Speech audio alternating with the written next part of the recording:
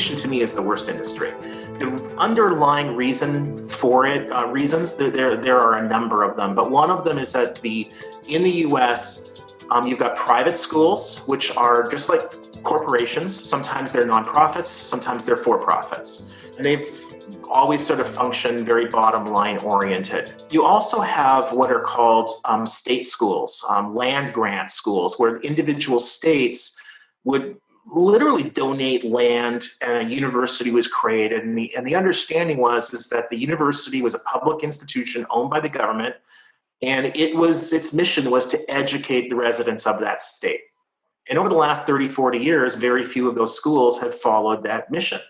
I feel like we're living in one very long episode of Breaking Bad. Someone on Twitter wrote, "Canada is a nice, friendly country living on top of a meth lab." For many groups, there's nothing normal about this new normal we're all living in today, and that's especially true for college students. COVID-19 has completely upended college life. Hi, this is Peter Clayton with TotalPicture Media. I wanted to talk with an expert in college recruiting to get a sense of how the pandemic of 2020 is impacting students, faculty, administrators, and recent grads. And boy, do I have one. Joining me today is the founder and president of College Recruiter, Stephen Rothberg. College Recruiter, launched in 1996, is the leading job search site used by students and recent graduates of all 7,400 plus colleges and universities who are seeking internship, part-time jobs, seasonal work, and entry-level career opportunities. College Recruiter's customers are primarily Fortune 1000 companies, federal government agencies, and other employers who want to hire dozens, hundreds, or thousands of students and recent grads each year. Or as Stephen likes to say, we provide companies with people at scale. So Stephen, welcome back to Total Picture Media. Thank you for taking time to speak with me today. Awesome to join you. And as a former Canadian, I'm a dual citizen. I totally get the remark about the neighbor downstairs with the meth lab. Yeah. Well, that makes two of us because I was born in Canada as well. So yeah. Tell us about the journey your company, College Recruiter, has taken since February, March of this year. Yeah. How has COVID changed your business? So College Recruiter is owned 100% by my wife and me. We have about at any given time roughly a dozen employees, contractors who are sort of regularly doing work on our stuff.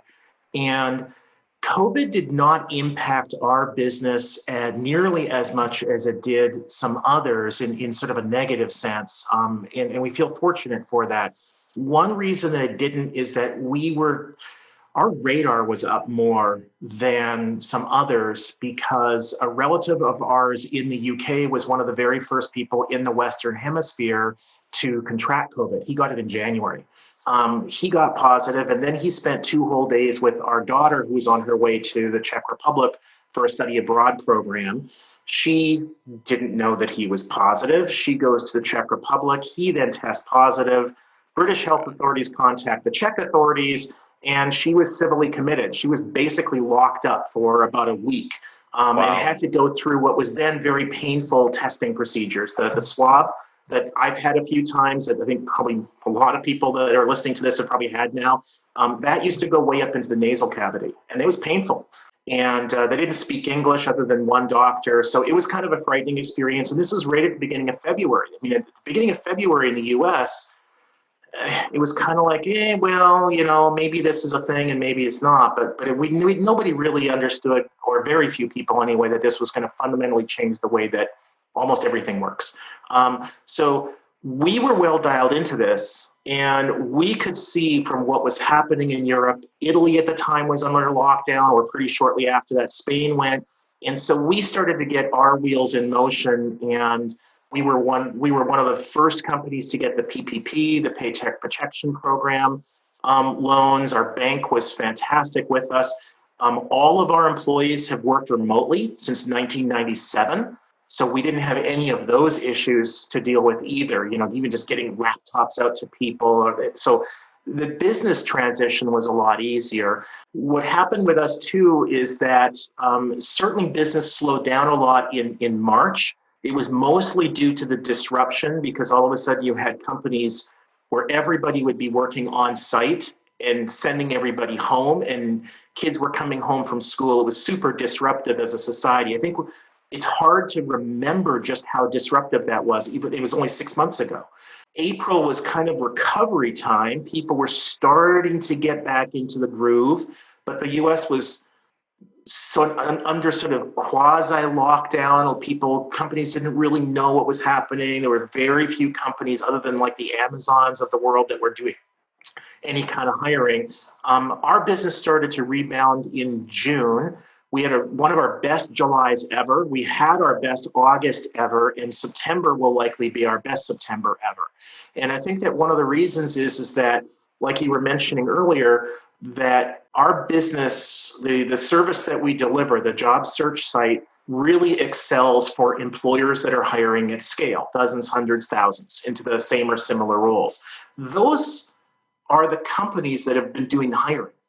And the small businesses, the small retail shops and restaurants that maybe post a job here, post a job there, that most job boards are largely dependent on, those are the companies that have been the hardest hit. So it wasn't through some brilliant foresight that we built our business that way, knowing that there was going to be this awful pandemic.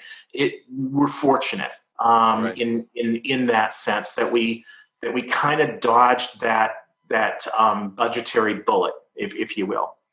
Well, that's really interesting. I'm really happy to hear that you're doing so well. What kind of jobs are these? Are these like Amazon warehouse jobs, or what are Yeah, they? a lot of them are warehouse jobs. We also have it's there's an interesting mix. So some of the gig economy employers stopped advertising altogether, like the rideshare services, the Lyft kinds of companies, the Uber kinds of companies. The Nobody's gig going anywhere. Yeah, exactly. Nobody was going anywhere, and those companies pretty quickly did what was right for their quote unquote employees and for their customers, where they basically, it's like, we're not going to be providing these services unless it's really necessary. We're going to really cut back on this. So they did a lot of cutbacks in those areas, but at the same time, a lot of the people that were doing that driving shifted to doing Instacart and Amazon Fresh, the food deliveries, the grocery deliveries. And so there was a shift in the gig economy from people doing in-person, face-to-face services to more of the delivery type services. And we saw that with our business, that we had some customers who, rather than hiring people to drive you, they were hiring people to drive groceries to you. Speaking about disruptive, it seems that that's the adjective du jour this year for just about everything, right, Stephen? So, however, it can be said that all aspects of college have been disrupted. No question about that. Probably right up there with hospitality and travel. So, what are you hearing from students now?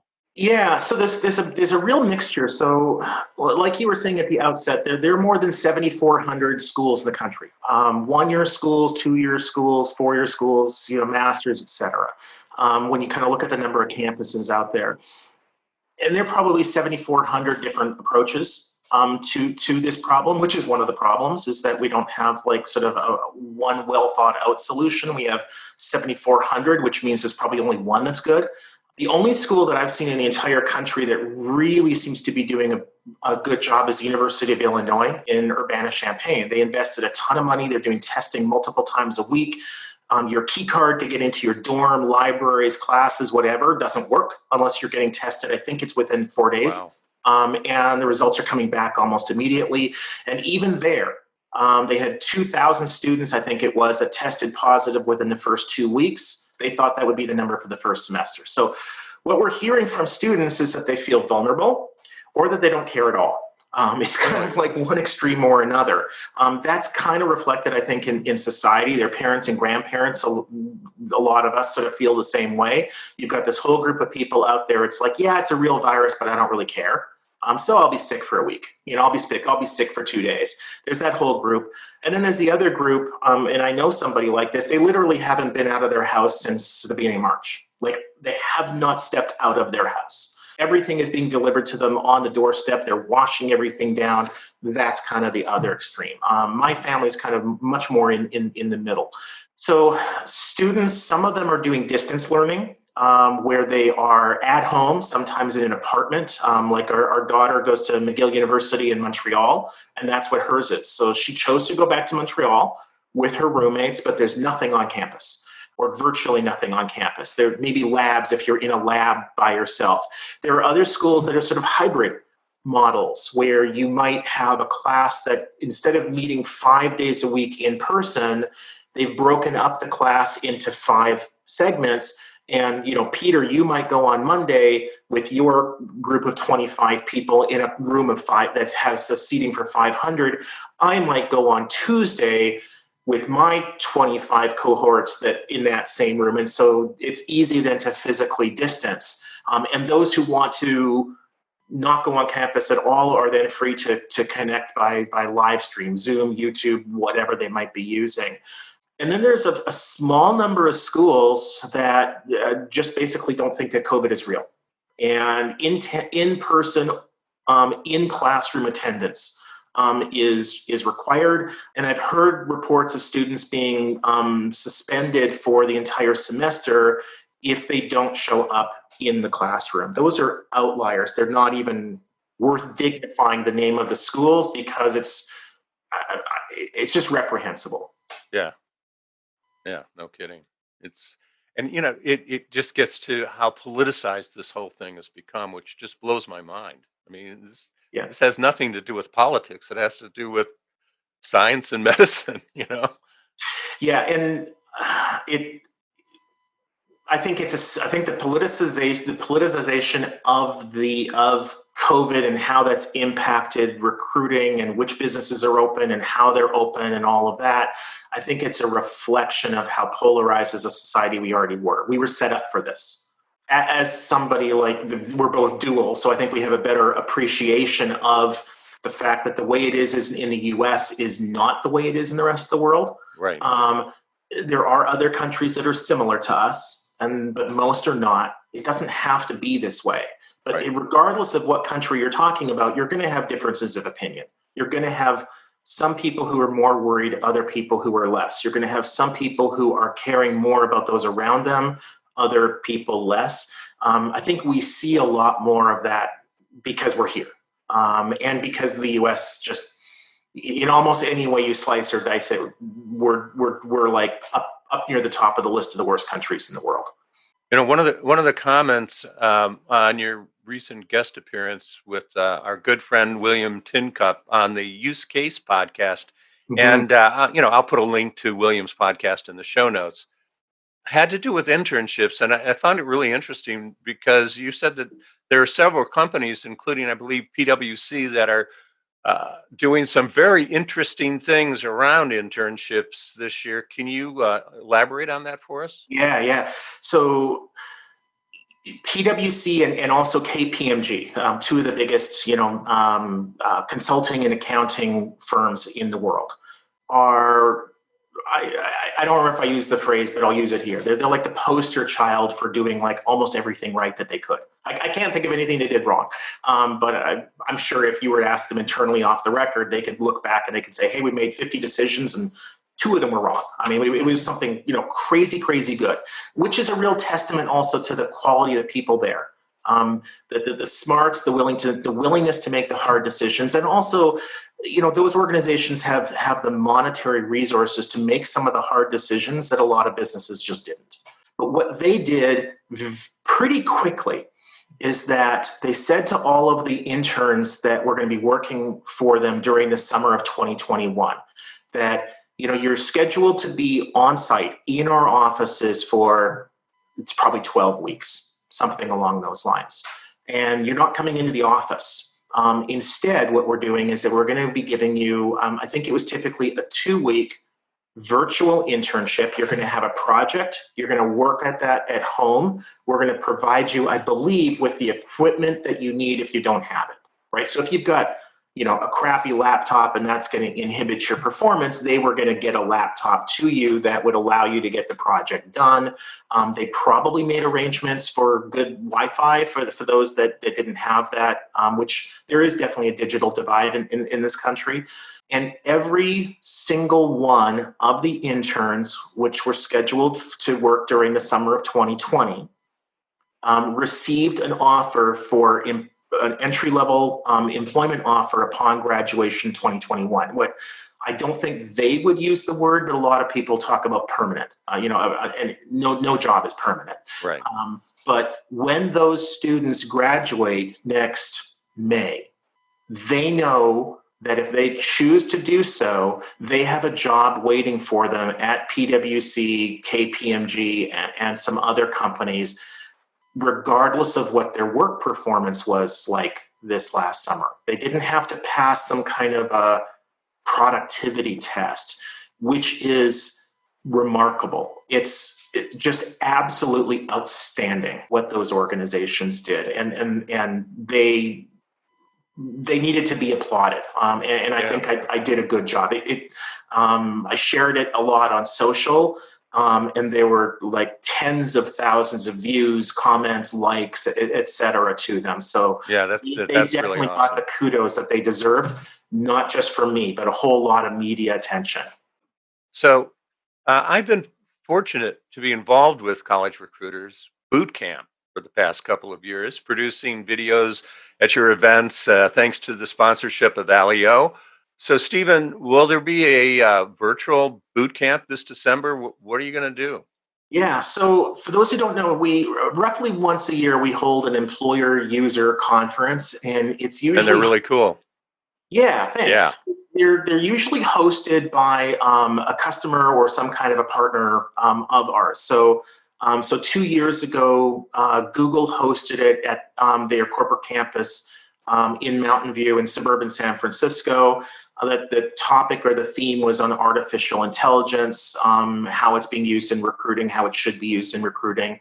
Last December 2019, I guess it was, Ernst & Young hosted the conference at their corporate offices in Hoboken, New Jersey. And that theme was on diversity, equity, and inclusion. The attendees, we usually have somewhere between 100 and 200 senior talent acquisition professionals. So it's not a job fair. It's not for candidates. It's for our customers and people who kind of fit the profile of our customers. You don't have to be a customer of College Recruiter to attend. This year, we're not going to have that event. We had it scheduled. We had the date, the time, the host, all of that was lined up. So rather than being December 2020, we now have the next one tentatively scheduled for December 2021. We did consider doing a virtual event, and there have definitely been some virtual events that I've attended, other conference organizers that I thought have done an outstanding job.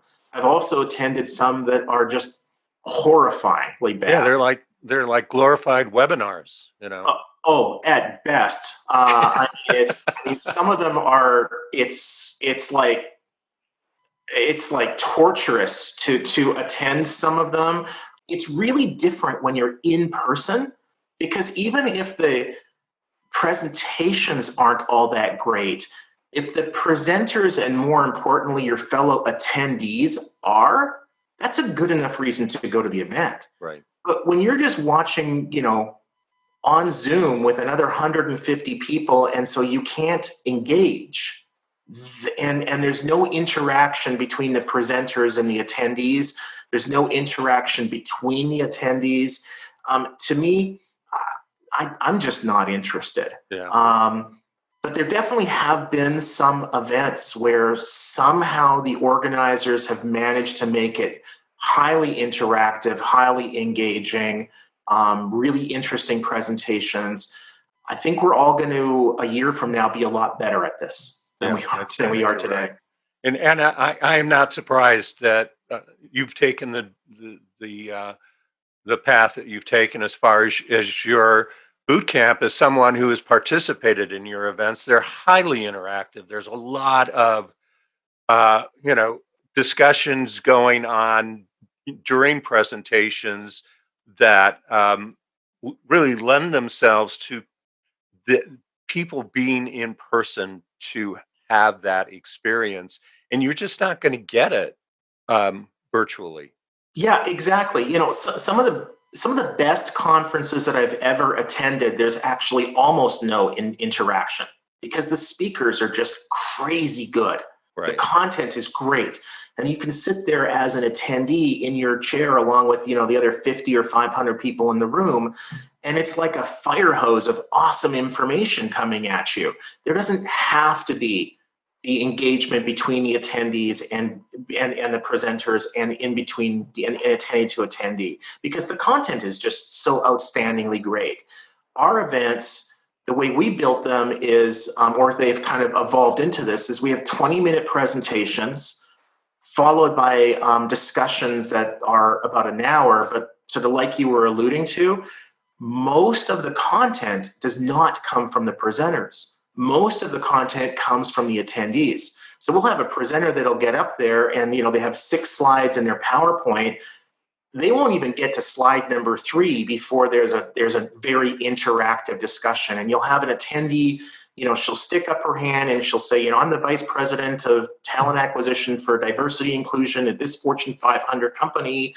And some of what you're saying totally makes sense. We're doing that. But some of what you're saying, we tried that. It didn't work for us. I hear it's working for you. It didn't work for us. Why do you think that is? I mean, lots of Q&As. And we'll get, usually within 15, 20 minutes, we'll get attendees sort of swiveling around in their chairs and they're having a discussion with each other. It's almost like a round table. To do that on Zoom would be a nightmare Oh because God, yeah. you have people talking over each other and nobody would be able to follow what's going on. So I think that the virtual events, when the content is very one way from Hmm. presenter to attendees, maybe somebody monitoring and responding to chat, those can work. But it's just not at all how our events are. That's so true, and there's a very good reason you call them boot camps and not conventions or conferences, because that's exactly what that's the level of conversation that's happening at these. These are all you know practitioners who are highly involved in the talent acquisition world, and especially at the college level, college Yep. recruiting level, and they are there to glean information and strategies from their peers. I think they should have full accountability. Yeah. So the reality is that some companies are a lot more visible. In this room, there's a load of companies with very, very high visibility, and so there's a lot of attention anytime anything actually happens. The speed with which something that would relate to Google or Microsoft or Facebook, as just 3 examples, is even faster, right? But by the same token, the standards ought to be there for them to be able to address that almost instantaneously in an open, transparent way. And we have yet to learn full transparency, what full transparency means. Yeah, I think we're still years away from being able to be comfortable in sharing income, right? And compensation. Only 27% of the companies in the United States have actually done the calculation on gender parity. The willingness and ability of the attendees to be collaborative blows me away every single time. How they will open up and just share.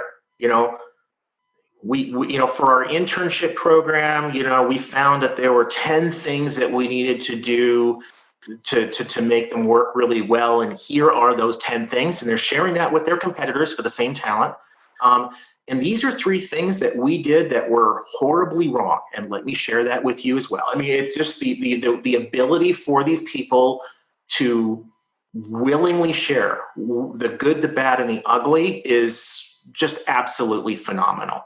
Yeah, it really is. It's a special kind of mix of people there, because You have people like John Sumser, who's Mhm. moderating a whole panel of people who are practitioners and vendors, and the conversations are really intense that are created at this. It's really fun to participate in it. The ability for these senior level talent acquisition leaders to really listen and share. So I want to return to our poor college students for a minute because I know you've been blogging about the rising cost of college tuition and the fact that many of the universities that are charging the same for virtual Mm. as being on campus. And can you explain why? It's all about the People Benjamins, don't baby. get like a discount from working from home. It's all about the Benjamins, and Benjamins meaning currency. If anybody's like abroad and doesn't understand the reference, the higher education in the U.S. started to really undergo a major change in starting, I think, like in the 60s or 70s, so a little bit before my time. I went to college in the 80s. I was in grad school in the early 90s.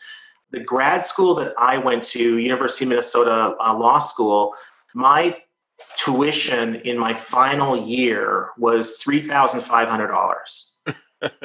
I talked to somebody 2 years ago now who was considering going there, and his tuition for his first year, so it would escalate after that, was $38,000. Jesus. So it had gone up, 11, 12 fold in, a few decades. There's no other industry where you've seen that kind of price escalation except for healthcare. And healthcare, for most people, those costs are not borne by the consumer. They're borne by your insurance company and then indirectly by the consumer, because then the insurance company charges the employer, the government, whatever. But the reality is that consumers have not paid the bulk of those cost escalations on the healthcare side, but they do pay all of it in education. So education to me is the worst industry.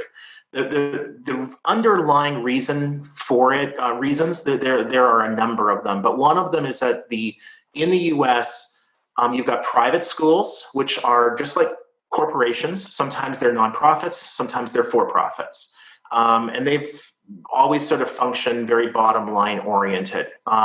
You also have what are called state schools, land grant schools, where individual states would literally donate land and a university was created. And the understanding is that the university was a public institution owned by the government, and its mission was to educate the residents of that state.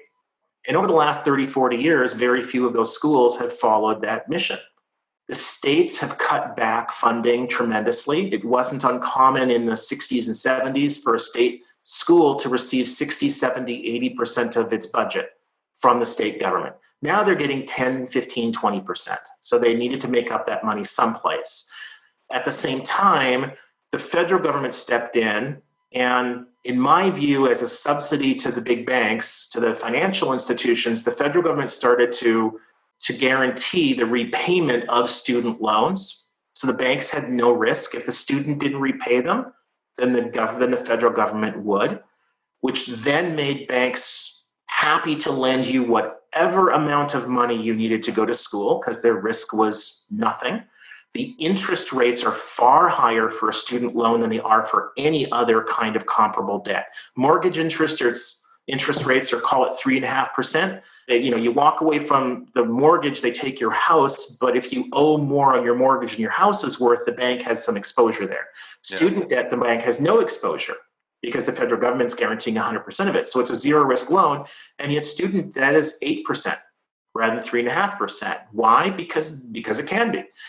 So what's happened over the last few decades is that the schools are getting less funding. They're shifting the cost to the students through the form of student loans. And the schools became really sophisticated at marketing. They started to realize a couple decades ago that when students are choosing which school to go to, they're not looking at outcomes data. They're not looking at, if I go to this school, that's going to get me into this kind of job and this kind of salary and blah, blah, blah. they look at that, but far more important is, oh, it'd be so fun to go to school there.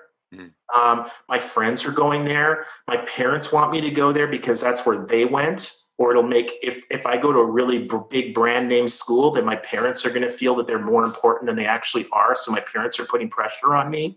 Or I've just been raised to want to go to a brand name school. And that reduces price sensitivity. So the schools can jack up your tuition because you're basically buying a premium brand. It's like first adopters. The people who got the very first iPhones paid way more than the people who were more price sensitive and waited a couple of years. And that's kind of what schools are that they're in. So it's not at all unusual for a student to attend a school that's $25, $50, even $70,000 a year for tuition.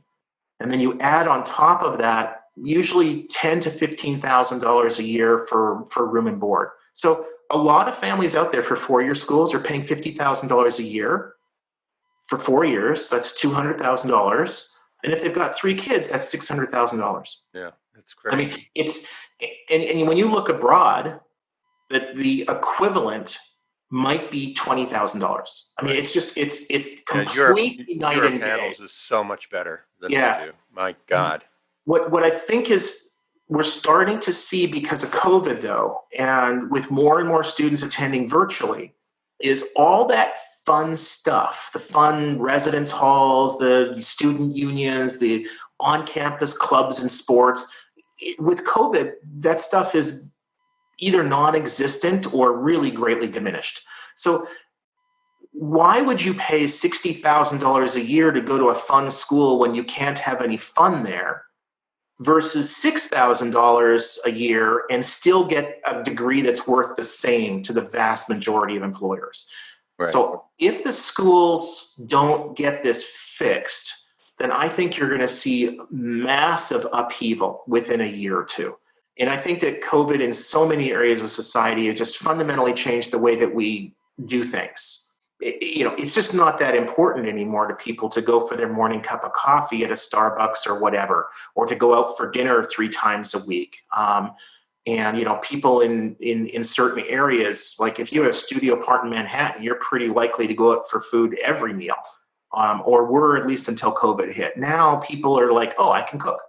I can do takeout. And that's takeout might be $7 rather than $17. I think that's going to be happening with schools. I think you're going to see the tier ones doing well. The Ivy League schools, the big brand name schools, I don't think there's going to be much of an impact on them because there's such a long waiting list for them. The tier 2 schools, like where I went, University of Minnesota, I think there's going to be some impact there, but still the waiting lists are probably long enough that they're okay. It's the tier 3 schools. Right. That are going to be in real trouble. I think you're going to see hundreds of those closing within the next year or two. Yeah, there's not going to be 7,400 colleges or universities in 2 years, right? Right. Yeah. And good. Yeah. A lot of those schools were just ripping off students. The value of the education was just not there with a lot of those third tier schools. I think you'll see a lot more students attending the MITs, the University of Minnesota's, the University of Illinois, and whatever, through distance learning. And I think that's a big opportunity for those schools. So a University of Illinois could probably charge somebody $10,000 a year for distance learning. On campus is $25,000 a year. And there'll be people who will choose to go on campus for that. But then, they rather than having 40,000 students, they can have 400,000 students.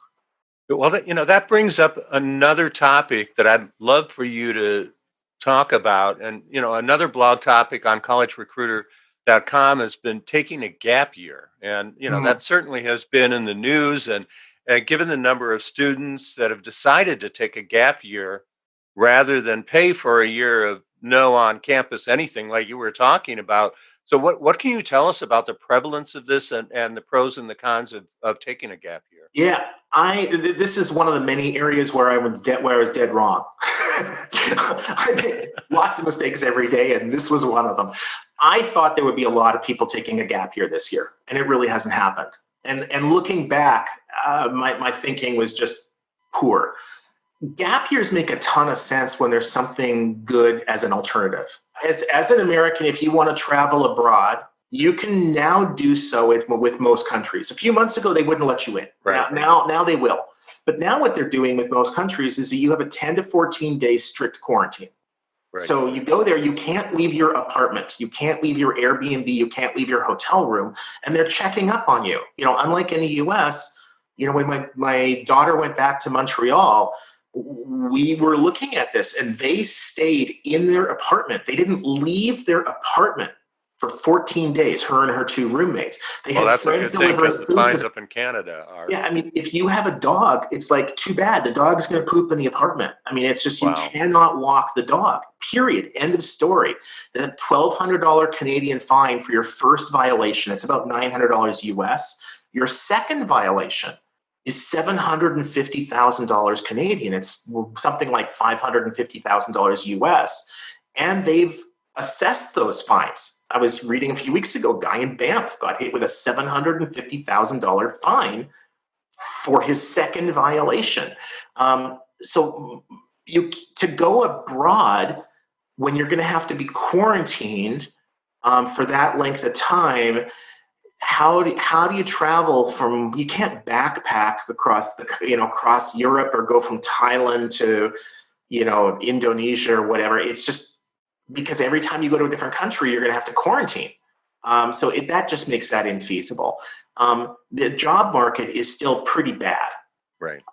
in most sectors for most people. So it's not even like, well, if I take a gap year, then I can work for a year in my career path.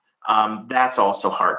We definitely are seeing students who are taking a gap year, who are working often for pretty good pay at places like an Amazon warehouse or driving or doing something along those lines, healthcare. So there definitely is some of that. But I think as it got closer to the start of school, the bulk of students and their parents were making a rational decision that there isn't a good alternative. So go to school, stay busy. You're going to just be kind of in the same boat as your friends and other people who are progressing along too. It's not an ideal year for anyone. You're going to miss out on a lot of stuff, but better than staying at home, just playing on your Xbox and watching YouTube. What do college seniors need to do now to find a good job after they graduate next year in 2021? Yeah, that's a great question. Employers, the vast majority of employers care more about your work experience than they do about the school you go to, the major that you're in, your grades. That's really hard for a typical young adult to grasp because all through their life, they've been taught to excel at school. And now for the first time, it's not school that matters as much as it is their work performance. So another thing that's hard for a lot of young adults to grasp, and even their parents, is that most employers don't care that your work history was paid or was unpaid. What they really care about is being able to look at your credentials and feel confident that you're going to be able to do the work that they're hiring you for. And so if you're an accounting major and you're in your senior year, get an internship, a part-time job, a seasonal job, whatever, in accounting. And that might just be working for an H&R Block doing tax returns. Because if you can do those tax returns well, whether H&R Block offers you a permanent position upon graduation or it's a regional accounting firm, that accounting firm is going to be able to look and say, oh, that was accounting work and you did a good job. We're confident that you can do the work here. If you're in hospitality and you want to be a sous chef, there might not be a restaurant that's hiring sous chefs right now, but Chipotle is hiring people. And the work that you would be doing in the kitchen at Chipotle is very similar to the work that you would be doing in a 4-star restaurant, preparing food, cutting up vegetables, cutting up meat, whatever. So go to work for Chipotle. That kind of more flexible attitude about the kind of job that you have is better. If you're looking for a customer service kind of a role where you're interacting a lot with customers, maybe you can't get paid to do that, but there certainly would be a lot of nonprofits that would be happy to have your help handling customer calls, et cetera. Small businesses, your local vet, your local doctor's office, whatever, they need people. And some of them are going to be nonprofits. Some of them are just going to be tiny little businesses. Volunteer your time for them, or be willing to take minimum wage. Where in a normal year, maybe you'd be looking for $18 an hour. Right now, if you get 10, you're good. So I would really look at what skills that your employer next spring is going to be looking for, and then back up from there. What kinds of employers are offering work like that now? If you can get paid work, awesome. If it's highly paid, fantastic. But if you have to volunteer even 5 hours a week, do that. It doesn't have to be full-time. And something else I've been wondering about with, recent college graduates. I mean, you look at the number of people working at home today, right?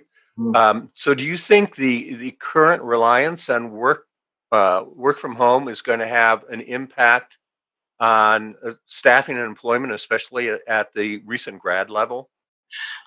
I do, and it'll be really interesting to sort of see what are the shorter term ramifications and what are the really long term ramifications. So I've been an advocate for years of trying to, I think the word is decouple, separate employment from healthcare. I think as a society, 100 years from now, I think we're going to look back and we're going to regret the 70s and 80s, where employers stepped in and provided health benefits to employees as a way.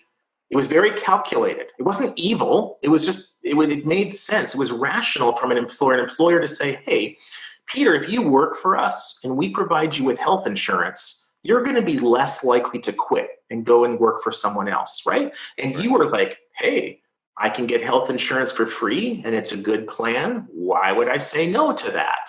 So it worked on both sides in some ways. The problem with it is now you're locked in. It makes it really hard for you to leave that employer and go somewhere else. If pre-existing conditions become a thing again, and the current administration has made public remarks saying that they are fighting to keep pre-existing conditions covered, but in court, they're trying to get rid of pre-existing conditions from being covered. If pre-existing conditions become a thing again, and everybody who has COVID, which is going to end up probably being, well, a sizable minority of us, maybe a majority of us, that's going to be a pre-existing condition. So every heart issue you have, every lung issue, every, just about any kind of health issue, an insurance company for the rest of your life will be able to come back and say, no, that's not covered because you had COVID, or you can't prove you didn't have COVID. That is another thing that could happen. So that, I think, as more and more people work from home, they're going to become decoupled from their employer. The work, the way we approach work, who we interact with, I think will be more like independent contractors. We're not going to think of ourselves as being in this big company because we never go to that company. Instead, we're going to be in these little work pods. It's my boss, it's my 4 coworkers. And those are going to be the people that you mostly interact with. You're not going to go to work and see 1,000 people. You're going to go to work through Zoom and stuff, and you're going to interact with 10. And I think people are going to feel less tied to their work. And they're going to feel, I think more and more employers and more employees are going to move to independent contractor type relationships, project-based work, and that's going to decouple health insurance from employers. So long term, and I'm talking 10 years from now, 20 years from now, I think there are going to be a lot more people working from home, project-based, or working on like a long-term contract for an employer. I'm already actually seeing this, Peter, and maybe you are too, in talent acquisition. Mm-hmm. a whole lot of talent acquisition people I know, some of them just exceptionally good people, were laid off in March and April. Yep. Some of these people, it's like, you have got to be kidding me. You're like a rock star in our industry, and you were laid off? There's no way it was that person's fault. It was just the company was in risk of shutting down. So everybody got laid off or furloughed. Some of those people are coming back, and I'm seeing job titles on LinkedIn as like talent acquisition consultant. Words like that lead me to believe that these people are on contracts, Yep. probably working from home, many of them for the first time in their lives. And I just can't imagine, if they're on a 1-year contract, the year from now, that they're going to feel this burning desire to go back into an office every day. Yeah, I mean, they're living the same kind of experience that a lot of sourcers have had for years now, right? The same kind of setup where you're doing contract work, you maybe 6 months or a year on a specific project, and then you go on to do something else. Yeah. And that's been the sourcing world forever. Absolutely. And that said, there are some organizations out there that, although they're sourcing, recruiting, talent acquisition, HR people have largely, sometimes entirely, worked from home, they still seem to have a bond to the company. And I think that's the culture of the company. Those companies have worked harder. The managers have worked harder to create that bond with their teammates, with their direct reports, with their supervisors. Two examples of that. One would be Amazon. We keep mentioning them. Mm-hmm. The recruiting people work remotely, and they have, for forever. That's just been the way that Amazon has done it. And they've been able to tap into a whole group of people that, it's like, hey, if you live in Chicago, there's no reason why you can't do the staffing for San Francisco. You don't have to be in San Francisco to do staffing for San Francisco. Right. Another one is Sodexo. For as long as I can remember, their talent acquisition team have worked remotely. But when you talk to any one of them, I never get the feeling that they think of themselves as being free agents or independent contractors. Absolutely not. They are part of the Sodexo team, and they have a community between them. There's a tie. And I think it's a testament to the people that they have working, where they've worked hard in ways to ensure that they have that collaborative nature. It's not easy to do. When I think I was saying earlier, everybody at College Recruiters worked remotely since 1997. We've had people who have worked with us who were exceptionally good in an office environment and exceptionally bad at working from home. Sometimes it's just the physical setup. Yeah. If you're working on your kitchen table and you've got 3 toddlers running around, good luck to you. Yeah. And other people, everybody in our company now, they're way more productive because they work at home. They don't get interrupted as much. They're able to focus. If they want to have music on while they're working, they can do it. And if they want to microwave fish for lunch, and nobody's going to complain. So, back to what we were talking about earlier with your last boot camp at EY in Hoboken, which had to do with diversity and inclusion. Has the focus on hiring a more diverse workforce, especially at large organizations, the kind of companies that you traditionally work with, has that impacted college recruiting? Yeah, and that's really interesting, Peter. So if 2020 was just about COVID, then I suspect we would have seen less of an emphasis on diversity, equity, and inclusion, because it's hard to hire people from home. And if people are working from home, they're going to tend to be more independent. And so the fact that you're a woman or Black or a veteran or disabled or whatever probably isn't as important when you're working remotely. But at pretty much the same time, we had, just miles away from where I live, we had George Floyd being killed by the Minneapolis Police Department, Right. and Breonna Taylor, and all of these other awful incidents. those incidents have caused most of these Fortune 500 government agency customers that we work with a lot to be much more aggressive in their efforts to recruit and retain a diverse, equitable, and inclusive workforce. In years past, I would say that a sizable minority, maybe a majority of those organizations would talk about diversity, would spend money that way, but weren't really committed. It was more of a, we need to do this. Now, PR stunt kind of thing. yeah, PR stunt, check the box, compliance. I want to be able to look in the mirror at night and feel like I'm a good person, even if I'm really not. We all have some of that, of course, but we all want to be better people, but in our work lives sort of only goes so far. What I'm seeing now is a difference. It's not about we want to be a more diverse organization because it's the right thing to do for society. What a lot of the advocates of diversity over the years have been trying to sell to companies is, yes, it's the right thing to do for society, but it's also the right thing to do for your business. That the more diverse your organization, the more productive is your organization. And I think that more companies have finally come to internalize that, to really see that and to believe that. So just before we jumped on this call, one of the large banks in the country asked for a proposal, and the language that they used in their request, it wasn't at all like it would have been a year ago. It was absolutely, we are all in, we are not nearly diverse enough. We can see that some of our decisions, they're like sharing stuff with me like, dude, you don't have to get into showing me all your dirty laundry. But it was fascinating to read all of the problems that they're having in their business because they don't have a diverse workforce. And so they're realizing it's not just about compliance. It's not just about public relations.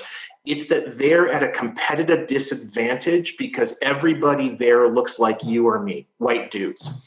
And they need to have women. They need to have people who are Black, Native American, whatever. And they also specifically are looking for people with disabilities. And that's something that we rarely see. Unfortunately. So that's certainly one of the advantages of work from home, right? For people who have disabilities. Absolutely. And what's really interesting, Stephen, is for years these companies have saying, "Oh, you can't work from home. You have to come into the office because of X, Y, or Z, and then it would be impossible for you to do this job at home." And now these companies are going, "Hey, people are more productive. They're happier. We have less churn of our staff, and we're saving money. We're saving money." And as soon as you say that gets everybody's attention, right? Yep. And a lot of us, including me, we've had virtual doctor visits now. Right? Me too. You don't have to take half a day out of your life to go into the doctor's office to meet with the doctor for 8 minutes to get a prescription, for a sinus infection. You can jump on Zoom. She spends 10 minutes, you spend 10 minutes, she can see more patients, and you can go about your normal life. And guess what? If I have a sinus infection, I'm not going to infect the person in the waiting room who's there because they have a hangnail. So all of that stuff that was, it's impossible. Maybe it wasn't so impossible after all. I'm confident that the pendulum's going to switch back. Right. It would be really nice to see you and others in person in the same room again. Oh, absolutely. But I don't think that's going to happen until late next year sometime.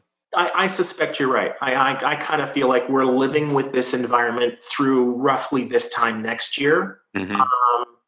I hear people talking about eradicating COVID. The only disease that humankind has ever eradicated is smallpox. There's been nothing else. So I don't know why we would think that we're going to completely get rid of COVID if we haven't gotten rid of polio. So I think it's going to be something we're going to have to live with. Yeah. I have one last question about diversity. So are different colleges getting targeted now from, the usual suspects, specifically such as predominantly African American colleges? Yeah, so this is fascinating to me. Yes. Really? So one of our biggest customers is a U.S. government intelligence agency. They've always emphasized diversity hiring. This year, with the campaigns they're running with us, they've taken it to a completely other level. They are not just the HBCUs, the historically Black colleges and universities. People who talk about diverse schools almost always talk about HBCUs. And there are, depending on how you count them, 100 plus of them. But also tribal colleges and universities, which you almost never hear employers talking about, schools that are predominantly attended by Native Americans. And there are HACU schools, which are Hispanic schools or schools that primarily serve that audience. And there are Asian Pacific schools or schools that have a high proportion of Asian and Pacific Islanders attending them. This employer has emphasized all of those with a much higher percentage of their budget than they have in years past. Conversely, though, what I'm seeing from corporate America is a de-emphasis on those schools. And it's not to say that they're uninterested in hiring people who are Black or women or whatever. They're just doing it in a different way. So what we're seeing is more and more employers are becoming school and even major agnostic, meaning we don't really care what school you went to. We don't even really care all that much what your major was. One of our big customers, an accounting and consulting company, that the head of recruiting there said to me that we can teach a candidate how to read a balance sheet. What we can't teach them how to do is to think critically.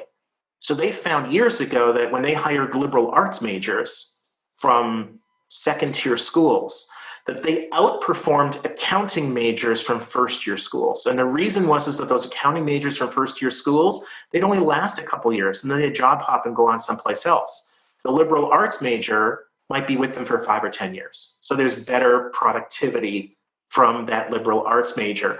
What we're seeing on sort of the diversity side is employers are waking up to the fact that they can reach students who are Black, veteran, female, whatever, at any school.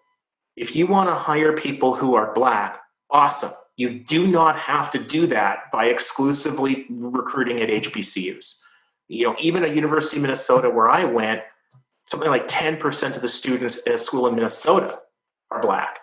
So you can target Black school students anywhere, disabled, veteran, female, whatever. When you're not going on campus, it becomes easier to do that. If you can only go to 20 schools and you really want to increase the number of people who are Black who are working in your company, then you pretty much have to go to the HBCUs. But now that employers aren't recruiting on campus, it's not about like where the students are for them to physically go to them. It's who are the students. It's about reaching that demographic. You can recruit Black students from a school in Wyoming. One last question for you, and I really appreciate your time today, Stephen. What would you like to share, particularly with college students that we haven't discussed? Well, with college students, the biggest sort of information gap that I see they have, and a lot of this is because my wife and I have 3 kids. A couple of them are sort of past the traditional age of college. One of them is just finishing up. But when we talk to them, and more importantly to their friends, the information that they tend to receive from their parents, I'm a Gen Xer, but call it Gen X and baby boomer parents that pass it on to, now it's a largely Gen Z audience. The parents talk to their kids about what career path to take based upon what they're good at. If you're good with numbers, you should be an accountant. That's basically where the advice stops. That's not where it should stop. We talk about 3 things. Look at your competencies, what you're good at. Look at your interests, and look at your values. So you might be really good at math, but not interested in it. So in that case, don't become an accountant. Maybe you want to go into advertising and be working with programmatic job feeds where things are paid for by click. That's very math oriented.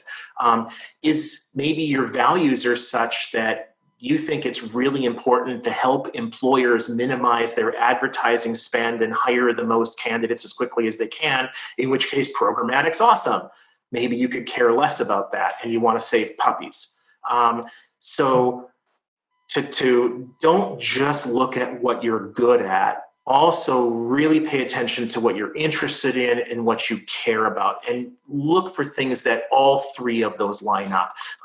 Some people have said to me that there's a fourth characteristic, and I think they're right. I just haven't kind of worked it into the language yet, but that's also compensation. It's kind of important for most people to be in a job that they're good at, that they care about, that's important to them, and that pays the bills. That's right. If you can work for $40,000 a year and pay your bills and you're happy, then don't work for $80,000 a year in a job that's going to make you miserable. Conversely, if you need $40,000 a year to live, then don't be looking at jobs that are paying 30, because you're just going to have to quit. You're going to have to quit to find a better job. That's great advice, Stephen. Well, again, thank you very much for taking time to speak with us. It's been really fun. Please send my best to your lovely CEO. And I look forward to seeing you in person at some point in the not too distant future. Hopefully we'll see each other next year and give each other a hug and say, hey, we're coming out on the other side of all this. That would be great. It's been an interesting year. Yes, it has.